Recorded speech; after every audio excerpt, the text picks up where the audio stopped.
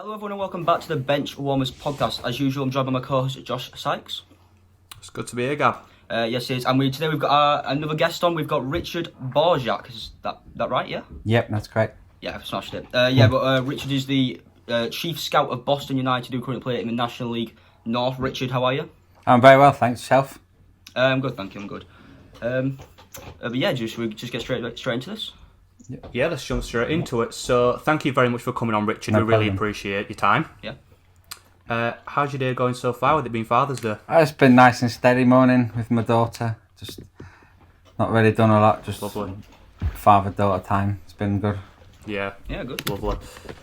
So, we'll jump straight into the questions now. Yep. So, my first question to you is, obviously, you're a chief scout for Boston United. What does your role as a chief scout actually entail? So, what do you do on a day-to-day basis and things? So, basically, I'm the chief scout and we've got 3 or 4 lads who work under me who will go and watch games at lower levels and stuff. More identifying players for me to go and look at, or the manager and stuff.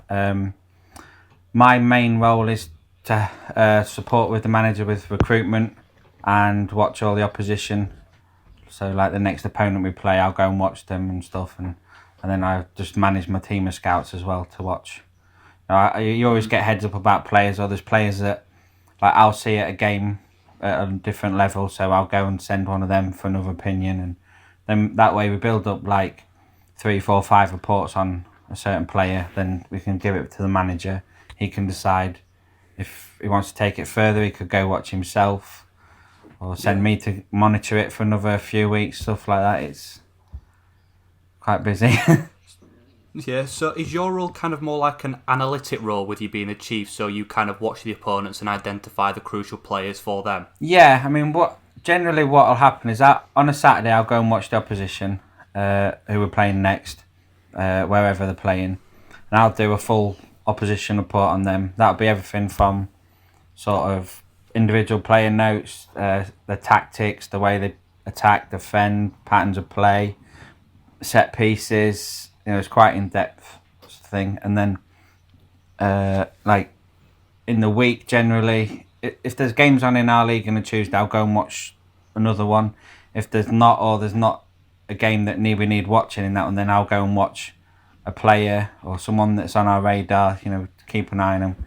So that way we're not signing players blind so much, and we are thoroughly watching them and getting 3, 4, 5 reports in on them, and it helps with the recruitment long term.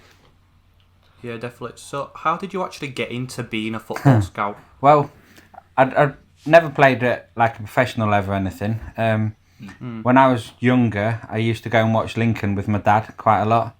All right. So we was, up until I was about 17, 18 sort of thing, we was doing that. And then getting into football was always something I wanted to do.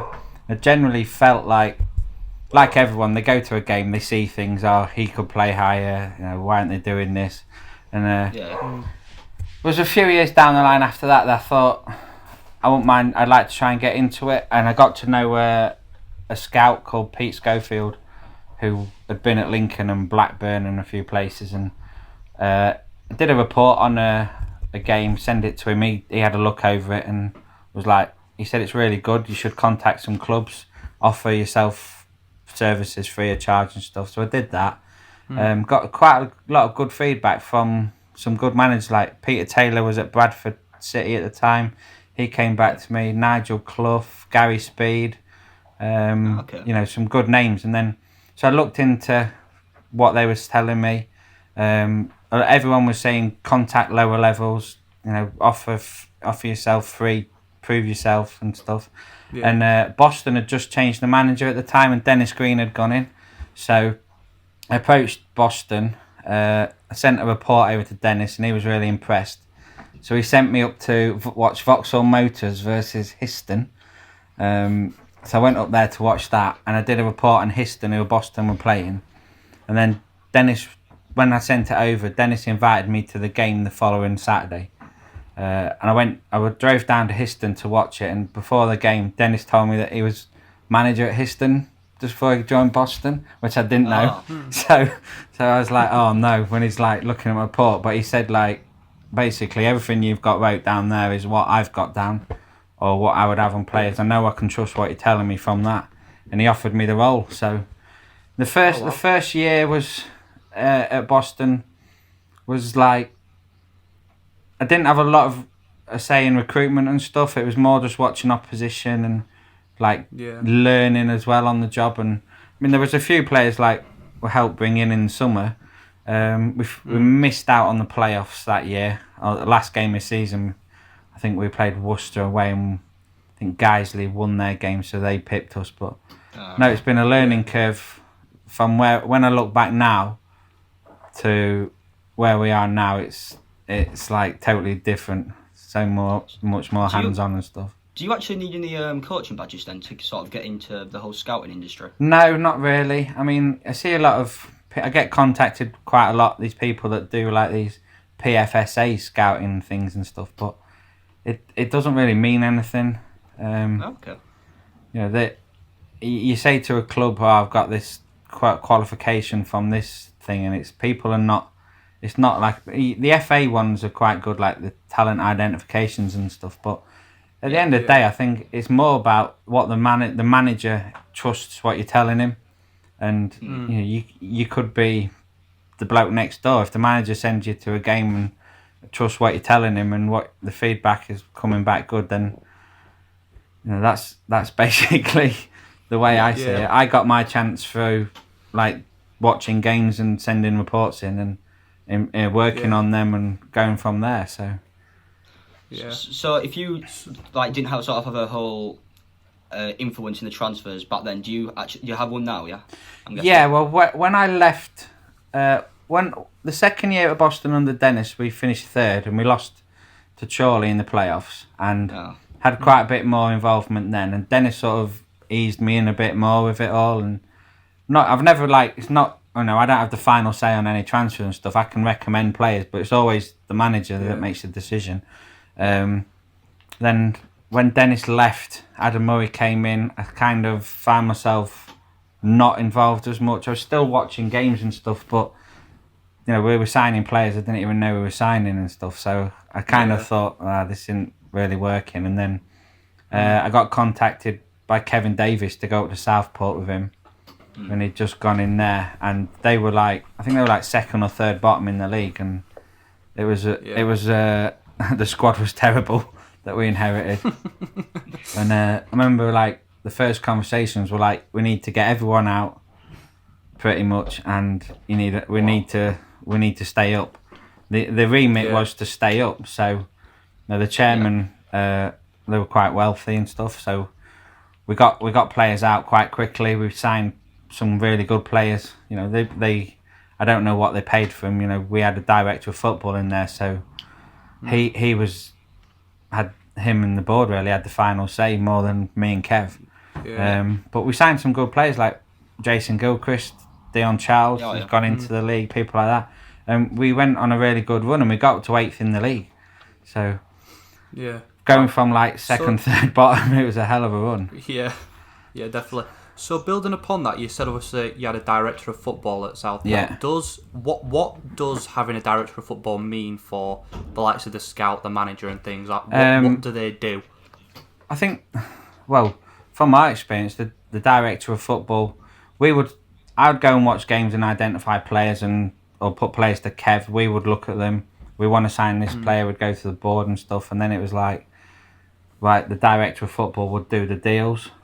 So not us. Where at Boston, for example, if me and the manager speak about players, and if there's someone we like, then I'll contact the player or the club or the agent and stuff, and then you go down the correct routes to make inquiries and stuff like that. So there's more hands-on in this way than with a director of football. Do Boston not have a director of football? No, we don't. Oh, okay. No. All right. It's literally. Which do you? Sorry, mate. Go on, Richard. Yeah, so literally, it's at Boston. We've got the manager and the assistant manager. We have a goalie coach and a fitness coach, first team coach, etc. And then there's me as the chief scout, and then we've got 4 lads. Three. We had 3 last year. Then we've added another one this summer. They all do it voluntary. They're quite similar to when I was trying to get in. They want the chance to prove themselves and stuff. So Yeah. we've got them in. They're out watching games and stuff, identifying players and things like that for us as well. So it's quite hands-on on that, like trying to plan everyone where to go, not sending them too far, things like that. Because we have to try and work with recruitment. We have to try and we train at Doncaster, at the Doncaster's ground, their stadium. So we moved because we used to train near Cranwell, which is near Boston, and the players travelling in, it was like 2-3 hours everyone, and it's just too much. Oh, wow.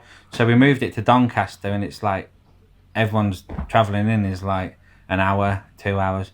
There's the odd exception, like Alex Whittle comes from like Warrington way and Dom Knowles and that, so they're travelling a good 2 hours, but it's still, that's not that bad really, I suppose, on that front.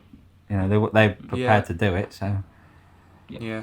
So obviously you were at Southport. Were you there for one season? About half a season. We went in, I think it was about November time when Kev went in.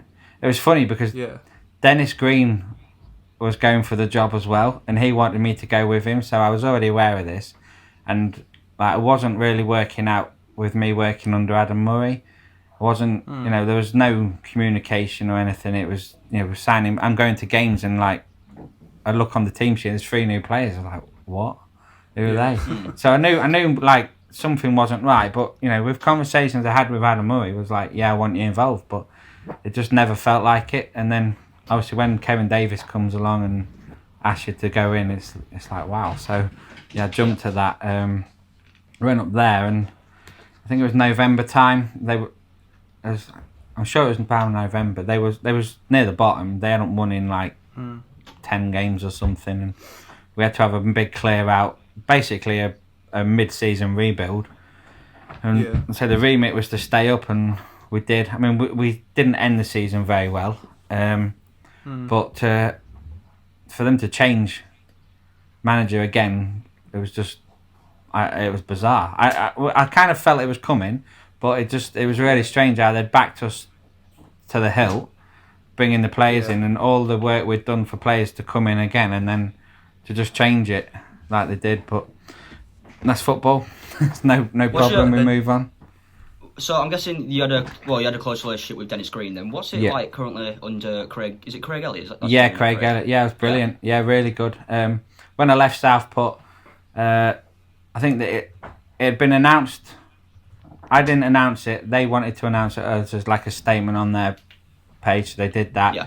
I put a statement out, and then on my Twitter and that, and then I think it was about 10 minutes later I got a call from Craig saying I wanted to come back to Boston. You know, he was like, I said, you know, he doesn't need to sell the club to me. I know what the club's about. I knew what he had done before. I'd spoken to him a few times after I'd left Boston and stuff, so I got a good feel. And you know, he never pressured me for a decision or to come back. I had a couple of offers from a couple of other clubs, but you know, Boston's not far for me. And I just had a good feeling about it. So I went and met Craig, and within minutes of having a proper conversation about it, I was like, yeah, it's not a problem. Yeah. Just come straight back. So obviously, you say you've got kind of like a say in the transfers and things. So you've identified a player, and obviously then Boston have signed that player. Yeah. Do you get kind of like a sense of satisfaction when obviously they have a really good game, or just if they do well, question? Yeah, you know, not every player always works out. You know, when a player doesn't work out, do you kind of question yourself sometimes as well? Like, well, I think that's part of different. You know, learning over the time. Like, you know, we can go and sign a player, do our homework, watch him 5-6 times, 100% convinced he's good enough. You sign him, and it just won't work, and you don't know why, because you've covered everything. And for example, Adam Marriott, we signed Adam Marriott for Boston.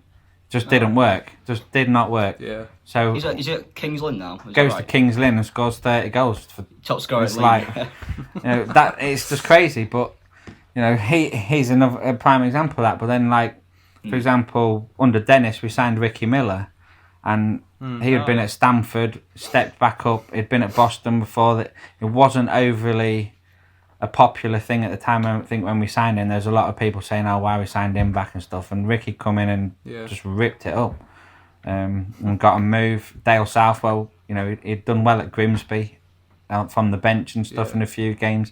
He'd had a few loans in our league, didn't really do anything. I remember Dennis wasn't keen. I was like, "Dennis, sign him," and stuff. And then we signed him, and I don't think he scored in the first 9 games. I was thinking, oh God, oh no, this isn't good. And then Dale he just started scoring for fun, and he got his move to the Football League and stuff. So, who's he with now? He's gone to Kings Lynn now. He went to Wickham, and then I think he went to Guiseley, Halifax. We had him back on loan last year, and then he went to Kings Lynn for very good money. So, what we was offering him and what they was offering him was just a lot of money difference. So, and I don't blame him. It's a short game in non-league football careers. So it's not a problem. Is there a player currently in the squad who you brought? Well, you sort of scouted and brought in, and you think to yourself now, how good of a signing that was? Yeah, I think most of the squad we've got at Boston now we did a lot of work last summer going into the season just gone on it, because the year before I think I'd just rejoined in the summer and it was like there was nothing in place. So it's quite well, on Twitter, and people are like, "Oh, Boston have signed 50, 60 players and stuff," because there was like 2 in, 2 out every week for a bit, and it wasn't. We never settled, so we knew when we hit Christmas. I think it was January time. We had a meeting. Me, the manager, the coaching team and stuff. It was like, right, we need to identify targets, get them watched, make sure we know. So we did that. That was literally just me and the manager and the assistant, and that, going out and watching them as much as we can, and then approaching them, speaking to them. And I think most of the ones we got in were ones we wanted anyway. There was a couple that you always get players that come out of nowhere that you don't have on your radar, but they're good players and value. So that's what we did. We went for more proven at this level, and obviously it worked because we was right up there. Yeah, definitely. So obviously this season Boston's top scorer, I believe, is Jordan Thewlis, is it? Yeah. With 16 goals and 3 man of the matches. So I think he was on loan last season, and then you signed him. Yeah, that's right. We signed him on loan from Harrogate, and he came in and did really well.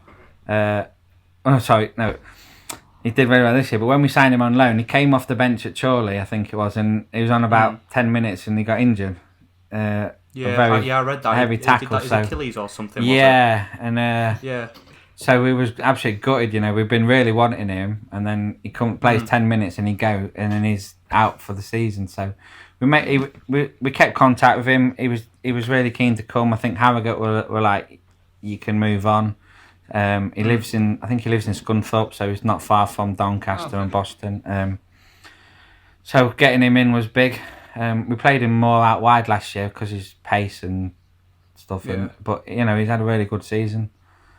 Really good season. He must have done 16 goals. Definitely. Season. And I think I don't think he scored in like the last 10. I think he scored 1 penalty. So. Did you ever say him bringing him in? So was he? Yeah, he was a player that we'd identified straight away. Yeah, I think the only one that's still there from previous would be Jay Rollins. We signed him there quite a while.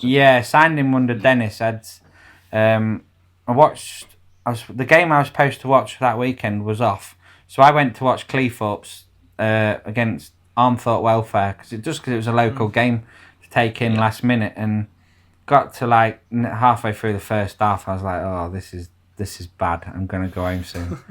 And then I see this guy just burst down the wing and smash this crossing, and they scored. And it just caught my eye, so I just carried on watching. And I was like, this lad's decent. So I had a look at the league table, and like Armthorpe were like, I think they were bottom and conceded like over 100 goals and scored like 20. Oh, wow. So I was like, oh right, I thought I better watch him again. So I did, and then there was another lad doing some like voluntary work for us, so I sent him to watch him, and it came back that he liked him as well. So I got in touch with him on Twitter, and we invited him in for pre-season, and I think we played Boston Town first game. Dennis had him in. I remember when he turned up, Jay he must have been maybe 2 stone overweight, and I was like, okay. But it was brilliant. Worked hard in training. First game we played, I think, in the first 10 minutes, he set one up and scored one, and Dennis was like, he's off on contract straight away. So we signed him straight away, and you know, he's been there since. He's like the club captain. He's had player of the season and stuff. So you know, he almost had a move to Grimsby at one point, but I think his agent messed that one up for him at the time. But you know, we're not bothered about that. We're happy to have him. He's been. You're not complaining. No. We actually got a bit confused when this podcast started because about a player called Matthew Challoner who signed from Charlie in March. Yep, that's right. And, has he joined Southport before kicking a ball for Boston? Yeah, because obviously we signed him, and then the first game we were supposed to play was Chester, and then that got called off when all this Corona stuff came out, and then we've not played since. So technically, he's still our player till the season's ended. So he can play in the playoffs. So. Yeah, he can play in the playoffs, but I don't know what his situation is with what he signed at Southport, but I'm sure, I might be wrong, but I'm sure his contract doesn't run out till the season's officially ended, so so technically he can play in the playoffs, yeah. Good time to have which is mad. I know. And I'm sure Southport wouldn't be too happy about that. On. Yeah, exactly. It's going to be gutted though if you get promoted, and then he has to move back to state National League. Yeah. I think when we signed him, though, it was only ever going to... I think it was always just come in for the last 10 games. And then it would go back to playing more local, so... Yeah. So, this season, centre-half Luke Shields, he's obviously got 7 Man of the Match awards. Yeah. I believe it's his first season with Boston. Yeah. So, what role did you play in kind of identifying him? And then how well do you... well, obviously he's fitted in well, but how well do you think he's fitted in? Oh, he's been outstanding all season, on and off the pitch. We knew we needed like we wanted some big proper centre halves who know the level. You know, he's done things this level with Harrogate and stuff. So the manager was a big fan of his. So we had him watched a few times. You know, all of us liked him. Got in touch with him because he was out of contract. I think he was injured. He missed the last few games of the season for them. He was out of contract, so we had a chat, and he was like, Alfreton had offered him a similar deal to us, but I think he wanted to come to Boston straight away. So chats went on, and we got him in, and we made him captain. I think the fans love him. He doesn't. It's not just like on the pitch and stuff, like off the pitch. There was one of the Boston youth team players did all this running. He did like X amount of marathons in X amount of days and stuff every day for like 20 days or something. He raised quite a lot of money. Wow. And I think on one of the days Luke Shields actually went over to Boston or Newark, wherever the lad lived, and actually did the run with him. That's totally off his own back. He didn't need to do that, but that's the sort of person he is. So, and it's good. Yeah. It's good that your club captain's doing stuff like that. Yeah, 100%. Yeah, definitely. With obviously Boston in the playoffs. Yeah. If you, all right, not to jinx it, but if you are to get promoted, how much harder do you think your job will get trying to identify like a higher sort of level of targets? Well, I think the players we'd planned for next season already. So the players that we've got speaking to or lined up and stuff, they are from. Well, we feel that they could play in the higher league anyway. Some of them are from higher levels. Yeah, definitely. Anyway, but so regardless if we go up or not, we'd still want these players. So that's not really the issue. The only problem we've had is because we're in the playoffs and there's been it's just been delay after delay of what's happening. Yeah. Now they've got this procedure for the playoffs, but there's like 3 stages you have to complete before you can do it, and it's difficult, obviously, with all the testing and things they have to do with the players and stuff. But we're not in a position to be able to go and sign these players at the minute because we don't know what the budget is. If we go up, for example, there's is the budget going to be more? Is it going to be the same? We've got our own players at the minute, the ones that have contracts will expire at the end of this season, who we need to get them signed up as well. So It is difficult, and we're not the only club. I think all the clubs in the playoffs are the same. Chester, they've lost their top strikers already. Yeah, Akwasi or something. Yeah, so it's not just us, but it is a bit of a disadvantage in a way, being in the playoffs because all the other teams are signing players now and planning, and we're like, we've had to put it on hold because we can't act on it at the minute. Yeah. So obviously, with the National League North decision to allow the playoffs to happen, I believe, was it Gab, you said earlier there was like 2 ways. There was, restart? Was it promote 2 and promote 3 or whatever it was? Yeah, it was York trying to do #promote 2 or something like that. Yeah. You were tweeting about promote 3. Yeah. Trying to get Boston up. Well, no, it's just a bit of banter, really. I think some people can't take banter on Twitter. There's a lot of... There's a lot of people like that. At the end of the day, like, I was quite vocal about Kings Lynn, but, Kings Lynn had won 1 in the last 6. They'd lost at Bradford, they'd lost at Guiseley, they lost to Kidderminster and Chester. They were, they weren't in great form. I think 4 points in 6 games, where, for example, we had 1 defeat in 11, and that was the last game against Gateshead. Prior to that, we'd won 6 on the trot. So we feel like, at the time, we felt we'd catch both for them. Yeah. York were like York were top, and the points per game thing, now they've become second, and I get their frustration from it as well. But that I just thought it was a bit, I don't know what's the word, but like, you see all the Kings Lynn people, like the chairman and all them there, like, they're literally begging for points per game to get promoted. Yeah. And I know their director of football and that, he's had a bit of banter with me on Twitter and stuff about it, but I'm just saying what everyone else is thinking. It's nothing personal, but I'm sure if it was the other way around, they'd be saying what we're doing. Like, there's 10 games to go. There's 30 points. There's a lot to play for. The season's not finished yet. No, and to basically they've turned. I get it, but like 10 games to go, 30 points, and I think we were like 6 behind them. We felt we could catch them. Brackley were similar to us. They were flying, and I'm sure they felt the same, that we would catch both from York. So I just put this promote 3 thing because why not? Everyone else is doing it. It's only a bit of banter, but some people can't take it. Continuing on then, Richard, I have a genuine question because, in case you don't know, Josh is a Huddersfield Town fan. I'm a Bradford City fan. Right. Okay. But in general, we went to go watch Bradford Park Avenue versus, was it Curzon Ashton? Is that right? I think it was Curzon Ashton. Josh. Yeah, I think something like that. Yeah. Yeah, at the sort of the last game of the season when Curzon Ashton won 2-0. What do you actually think about Bradford Park Avenue getting to stay up despite the fact they're like 10 points away from safety? Yeah, people would look at it and say, "Oh yeah, well, they were going down." But if you look at Bradford's last 3 results, I think they beat Kings Lynn, they beat Chester. So Mark Bauer has started to get a few new players in and was turning it around. He's a good manager, and why not? Why couldn't they stay up? Yeah. So is it? I'm sure that they would probably felt that they could stay up as well. Yeah. So obviously, how is that working then? So obviously, I'm guessing the National League aren't relegating anyone, but obviously, people can still get promoted. So how are they going to work out the amount of teams in the league and things, or are people just still getting promoted and stuff? I think Barrow obviously go up. I think the Bury situation, I'm not sure if that affects anything with them coming out. Bury joining the National League, is that right? Next season, something like that? I don't know. I don't know what's happening with that one. I've not heard, to be honest. But there's obviously going to be 2 up from the north and south. Yeah. So then 4, I presume 4 come down. But I honestly don't know what they're going to do.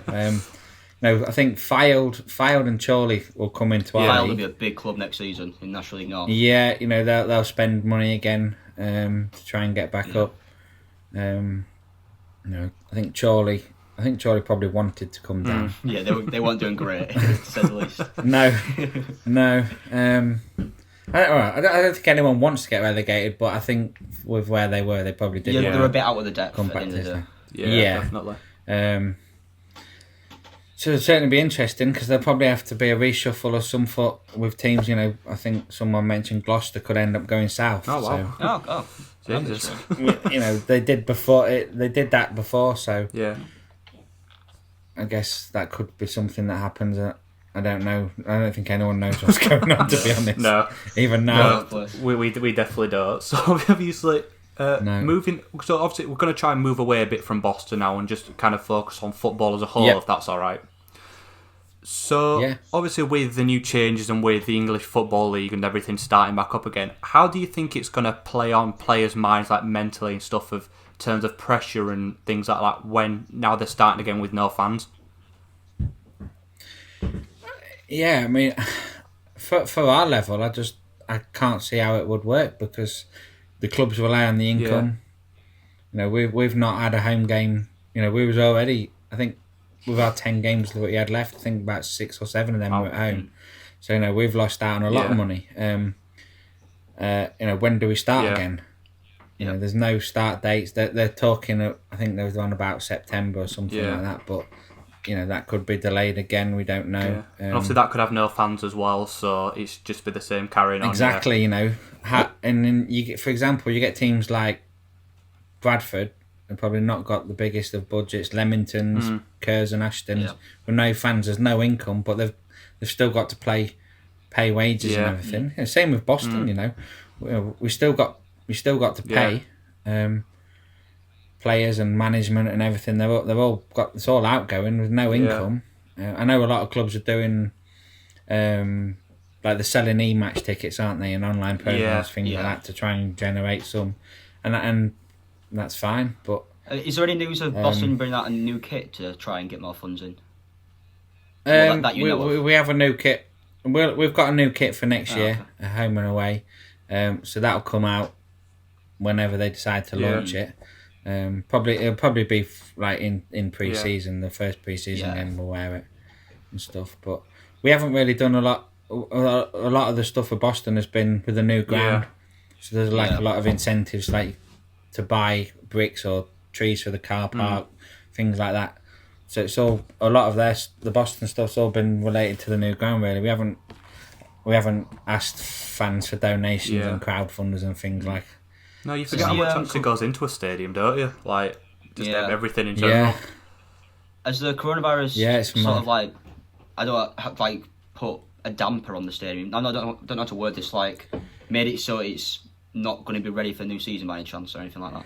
Well, I think originally it did delay the stadium, but because we've not played any football and they've gone back, I think they've caught back up. Yeah.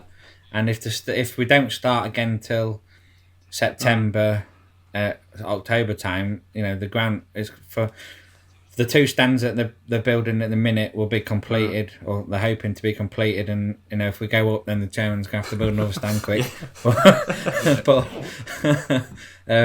But no, I think that they're quite happy with where they are with it, from what I can gather from stuff. So obviously, I know you were saying earlier about that you don't know what Boston's funds are going to be like for next season, whether you go up or stay in National League North and things. So just as a whole, how do you think the transfer market is going to be affected for every team in like every league in England? How do you think it's going to be affected? Well, I think you're always going to get some clubs that are going to spend money regardless. You know, it's quite, you know, Gloucester for one. You know, they're spending big. They brought in some big players so far. Yeah, you know, there's a few teams that will do that. That'll never change. You'll always get some. You know, some will gamble. You know, let's go for it. And you know, it's up to them if they can do it and they can afford it. Then you know, good luck to them. You know, our chairman is very sensible. You know, I'd say he's definitely one of the best chairmen in non-league. That I think a lot of other clubs and that say the same as well. You know, he'll protect the club and won't put the club at risk. Is he a Boston? Is he actually a Boston fan? I don't actually know. I think he used to be a Lincoln fan, and then but because his work rival. I could be wrong, but I think because of their business and stuff, they do a lot of work in Boston and in the community. And when Steve Evans was there years ago and the club was in a mess and then they went bust, they basically, the chairman and the vice chairman, they saved the club.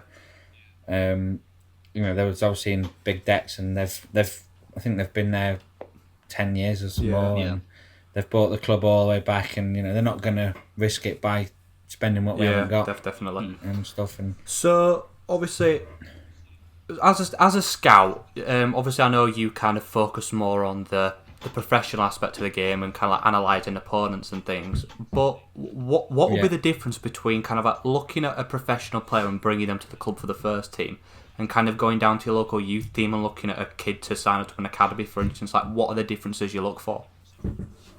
Yeah, I think, when you're looking at players from higher levels or that's in our level and stuff, they know the level, they've played higher, you can pick things up quite quickly, that they're proven players.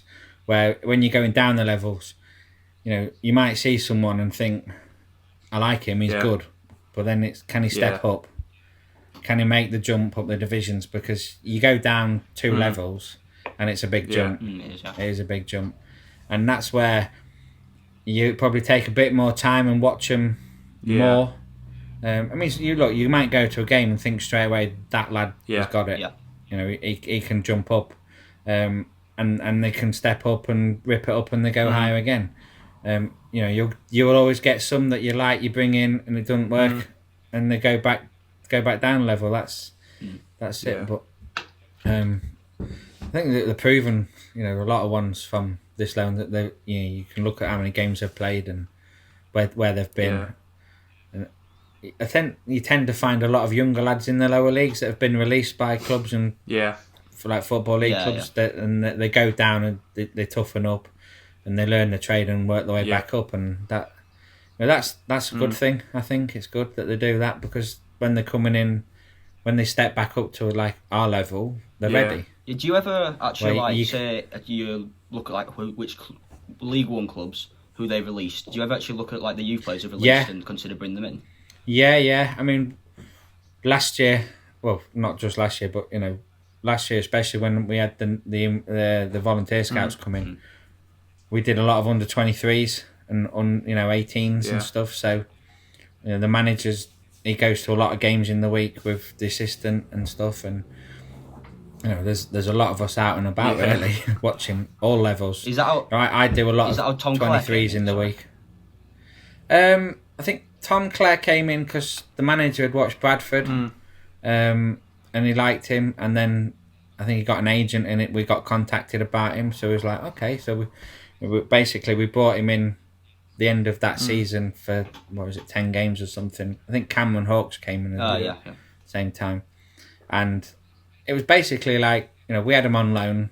I don't think we paid anything to have him in.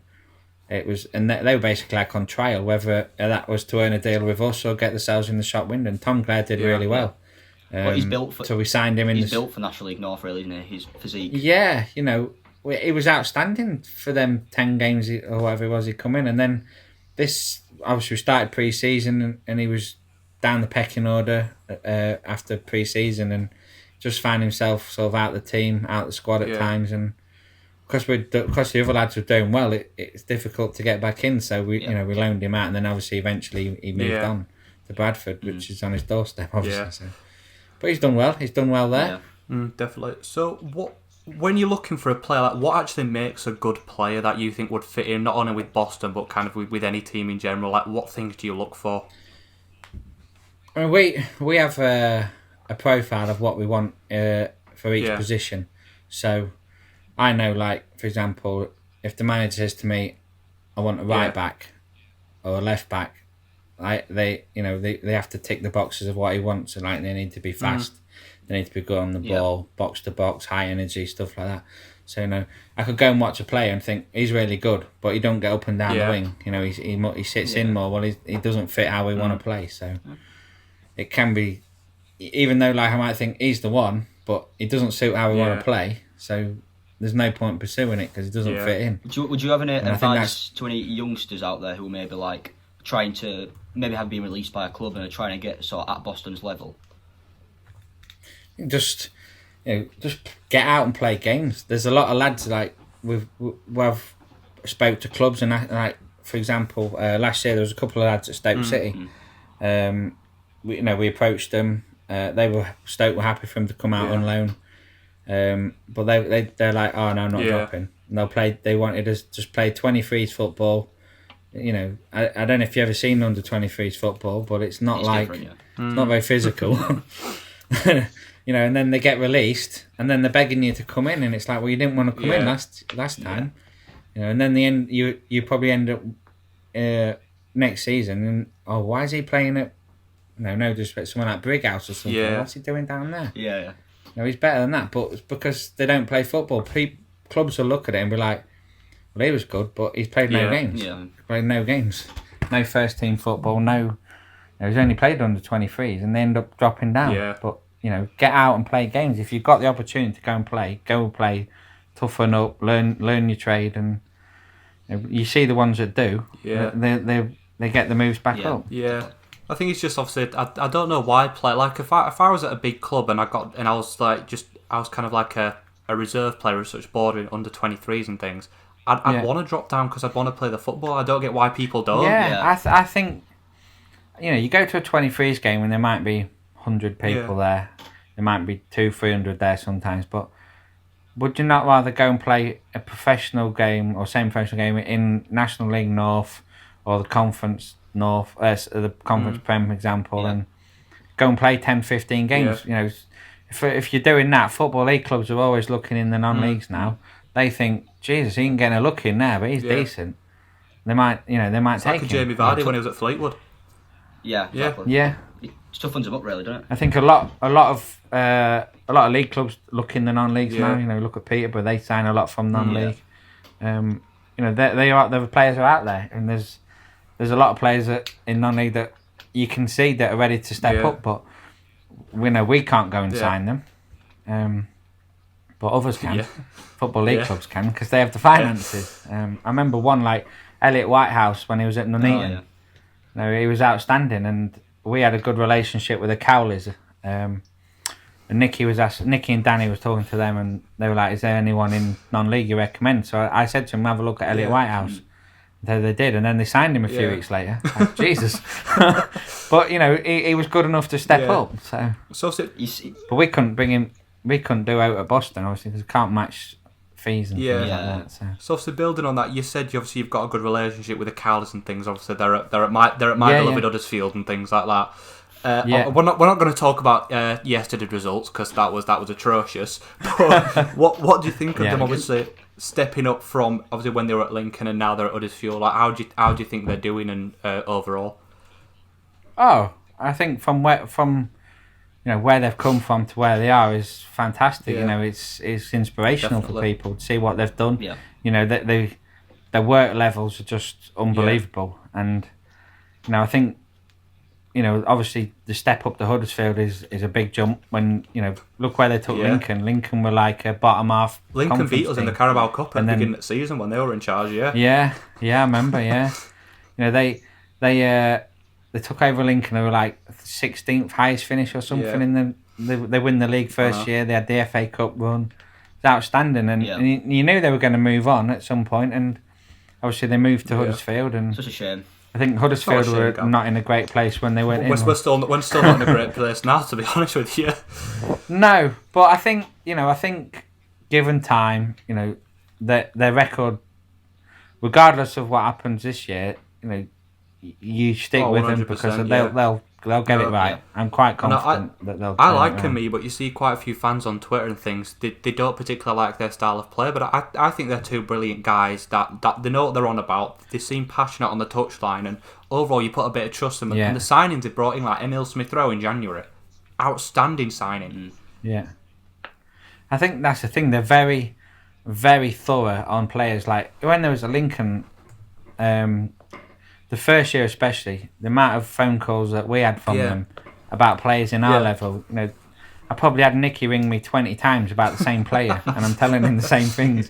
But they're just so thorough to make sure they get it right. And like you say, you know, they generally don't sign many bad players. No. They didn't. I think at Lincoln, looking in what they did there, I think you could count on one hand how many bad signings they made. They just don't. And I think obviously it's a new learning level for them. They're learning. Danny, I'm sure he probably says it himself. We're learning, we're adapting, stuff like that.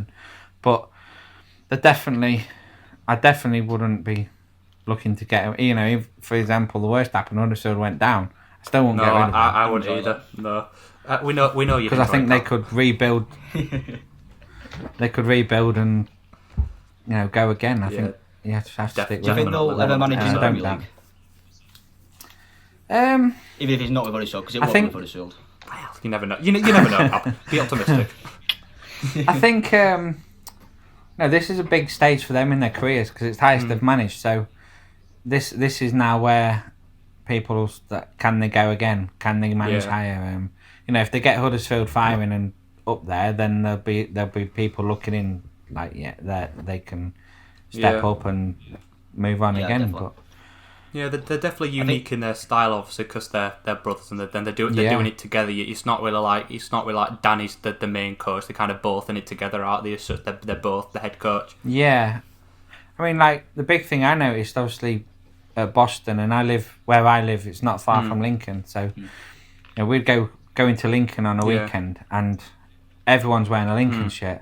Well, you went into Lincoln before and you don't see one. It was embarrassing to wear one, and now. They've turned Lincoln from getting 2,500 gates to sellouts every week. Are you a Lincoln fan? Yes. Well, no, look, I when I was 7, I went to watch Lincoln with my dad, and we would go every week, home and away, sort of thing, and so obviously I've grown up watching Lincoln, but since I started scouting, I think I've probably been 10 times in 7 years. Yeah. So I always look in. I wouldn't. In my eyes, a fan is someone or a supporter is someone who goes and watches them every week. Definitely. I still look in and what they're doing, and I've got no. I get the issue with Boston or Lincoln rivalry and all that, and that's fine. I don't get involved in that, and I don't have a problem with it. If you know what I mean. I look at what Lincoln do, and I hope they do well because they're a local club, and I don't really see it as a rivalry in one way because they're where they are in League One and we're non-league, and we have to work with them, and we have done. We've had players on loan from them. They work with us, and that's great. I don't say I'm a still Lincoln fan. Yeah, I want Lincoln to do well, but my sole focus is on Boston and getting Boston. Well, Lincoln, hopefully. It's a big ask, but you never know. Everyone can dream. Yeah. Yeah. Have you got anything else to add, Gab? Sorry, I was just trying to do something. I'm just thinking. No, I haven't really. No. Sorry. I think we've covered everything we wanted to cover, Richard. If I'm honest with you. Definitely got an insight into your career, about scouting and about the everyday life, and then just about football in general. It's been brilliant. Thank you for coming on. Yeah, thank you. No problem. It's been brilliant. Pleasure. Yeah. So, thank you everyone for watching the Benchwarmers podcast. Please like and subscribe to the channel, and we'll see you next week.